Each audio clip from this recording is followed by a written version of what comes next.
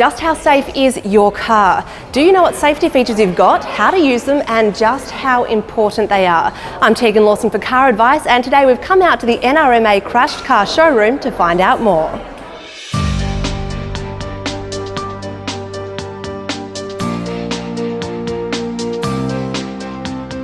Right now I'm going to be a crash test dummy in a new model Commodore. It'll then take me back to a 1981 Commodore and show me the differences and how the safety technology has advanced over the 32 years. I've just got to put on this mask and off we go.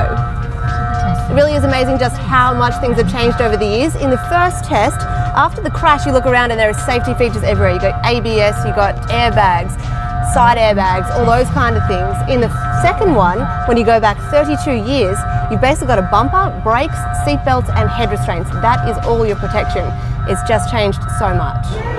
This is the NRMA Crashed Car Showroom's hail gun testing range, and what you get to do is fire a pellet of ice at a car door on the back wall. Gives you an idea of just how hard the ice can hit in a hailstorm and how much damage it really can cause. In 1999, a hailstorm on the New South Wales East Coast caused $4.2 billion worth of damage. Let's give it a go. Oh, I got it. The latest research by NRMA Insurance found that 95% of drivers claim safety is their number one priority, but less than 10% know much about it. Less than 30% know what the ABS or anti-lock braking system is, and just 20% knew what ESC, electronic stability control, stood for. That is a little bit concerning. So if you are one of those people that need more information, where do you start? ANCAP ratings are a good place, but even if the vehicle you're looking at has a 5-star rating, it's worth doing your research to find out why. Sometimes there is a difference between the Australian and European ratings that can get a little confusing. I had a chat with the head of research for NRMA Insurance, Robert McDonald, to learn more.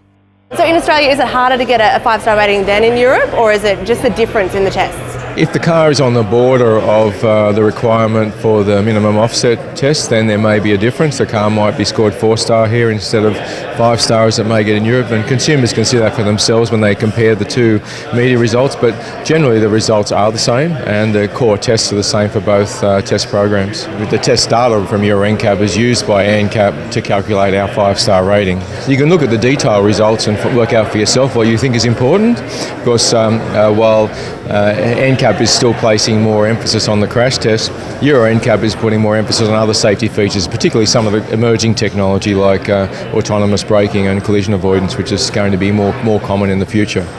So if you're looking for a new car, what are the main things you should look for? Is it just 5-star rating? Is that your focus? Well, there are a number of things. There's 5-star rating, there's making sure you can see out of the car, it has good visibility, make sure it's got a reversing camera. There are still cars that are not 5-star on the Australian market, and you need to be wary of those.